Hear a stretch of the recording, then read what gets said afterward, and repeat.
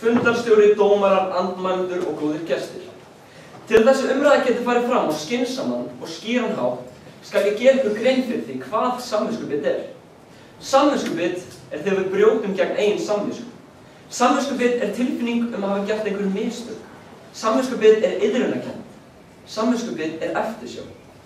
Félagarnir Leifi mun reyna að snúa út úr umræðunni, en við í þotuleginu krefjumst þess að heyra rök hvað er slæmt við samviskubit.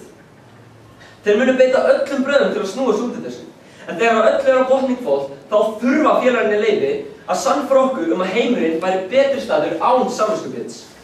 Samviskubit er þessu óþægileg tilfinning, en það er tilgangurinn með henni. Okkur líður illa eftir við gerðum eitthvað slæmt, finnum fyrir eftirsjá og viljum bæta upp fyrir fyrrum gjörðir okkar. Við fæðumst öll sem óskrifað blað, sem óvitar vitum við þeir munin á réttu og röngu. Svo við gerðum eitthvað rangt sem lítil börn, vorum við skömm. Okkur var gert grein fyrir að gjörðir okkar voru rangar. Þar af leiðandi fundum við fyrir samviskubiti. Og þá loks vissum við að við gerðum eitthvað rangt. En hvað ef samviskan væri bitlaus? Hvað ef samviskan myndi aldrei grípa inn? Við myndum drepa, við myndum nauðga og ræna náungan og finna ekkert. Því að við þekkjum ekki rangt, vitum við ekki hvað er rétt. Því það er samviskan sem segir okkur hvað er rétt og hvað er rangt. En það er samviskubitið aftur á móti sem greinir þar á milli. Það má segja að samviska sé eins og bókasafn sem sankar að þessar upplýsingum. Bókasafnið er tvískipt. Öðrum megin hilla með fræðum hvað er rétt að gera, en aftur á móti hinum megin hilla með fræðum hvað er rangt að gera. Samviskubitið er bókasafnsvörður, en eins og ég vil kalla hann sammi. Hann flokkar fræðin í réttar hillur, rétt eða rangt. En án samma væri engin greinarmunur gerður á réttu og röngu fræðum. Án samma væri óreiða. Án samma væri siðleysi. Án samviskubits væri samviska aðeins bókasafn fullt af engu. Góðir gestir, sjáu til. Án samviskubits gerum við ekki greinarmun á réttu og röngu. Við myndum aðeins framkvæma. Við værum siðlaus. Félagarnir Leif gerir sér ekki grein fyrir því hvað samviskubit er nauðsynlegt. Samviskubit er mikilvægt. Samviskubit er það sem hefur mótað okkur að þeim mönnum sem við erum í dag.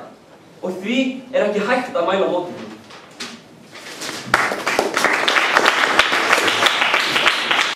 Eitthvað öðruvísi, þá er ég samt stuðningsmann. Og ég vil að þið hugsið mig sem stuðningsmann. Ég er nefnilega mikilvægast í ræðvæðinu liði. Ég er kanóran sem kemur með rökbombuð. Og fyrsta bomban kemur núna. Það segir bara eitt sannleik. Og þið ráðið hvort þið búið ykkur undir hann eða ekki. Sannleikurinn er sá að við þurfum öll að vera á móti samviskubiti svo það virki eins og það á að virka. Sú staðarinn að við séum á móti fær okkur til að breyta reynd. Við forðumst að fá samviskubiti. Samviska okkar í mannlega heimi er jafn misjöfn og eru mörg. Þær gjörðir sem komast að samviskubiti eru algjörlega persónubundnar. Samviskan og samviskubit eru samofin fyrirbæri, en samt á sama tíma tveir ólíkir hlutir. Við erum með samviskun og vitum alveg að samviskubit eru nauðsynleg. Við láta okkur vita að við varum gegn samviskun.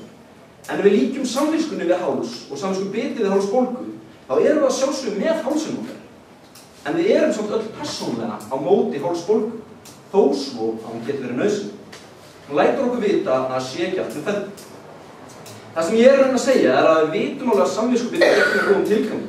Það er hólið sem brýnir hníf samviskubit. En það gengur aðeins upp ef við erum á móti. Ef okkur þykja þau slæm. Því ef við værum með þeim, ef við myndum bara að líta á samviskubit sem góða tilfinningu, þá myndi samviska okkar ekki virka eins og ná að virka. Við sætum uppi með bitlausan hníf.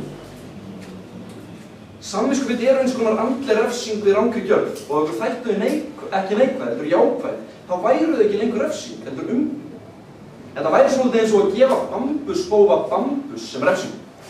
Þið megum alls ekki misskilja. Við viljum ekkert útrýma samviskubiti. Það á móti ykkur þýðir alls ekkert að mæli eyða. Ég til dæmis mjög mikið á móti konum.